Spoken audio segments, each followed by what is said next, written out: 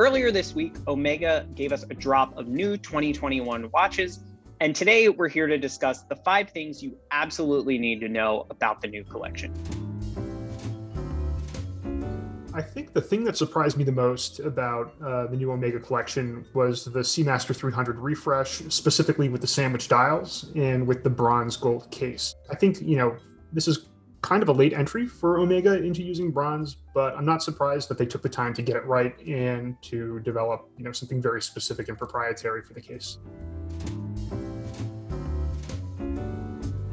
There's been a long-standing kind of trend in the watch industry to be leveraging past designs because these things don't really age out like, say, cars or appliances or things like that. And I think this is just a further evolution of that, where they're really learning to commit to the concept.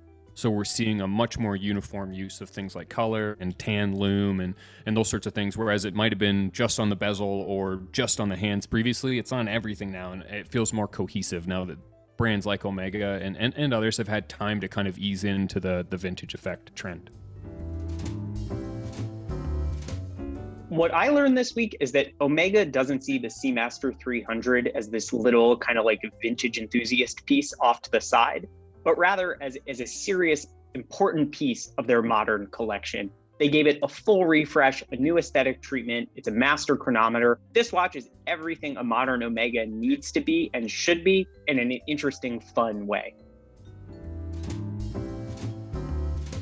I think the black aesthetic is an interesting thing in that it's applied to a format that we typically attribute to needing to be legible, a dive watch. But in this case, I think it's more of a lifestyle twist, where they want something that feels special and different, but is still an Omega watch, so that's what you end up buying.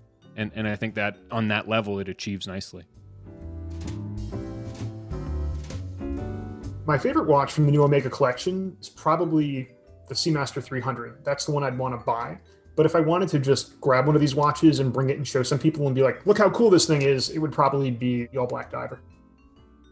My favorite of the new collection would be the standard 300, but with the blue dial. I think the blue dial really helps match up with some of the kind of tan lume accents, and I just love the idea of a steel dive watch with a nice kind of warm blue dial. If I was going to wear one watch from this collection, it would have to be the Seamaster 300 in steel with the blue bezel and dial. I think this is a really handsome combination. I loved it in the previous iteration. And I'm kind of hopeful that maybe we'll see this bezel and dial on a precious metal version soon enough.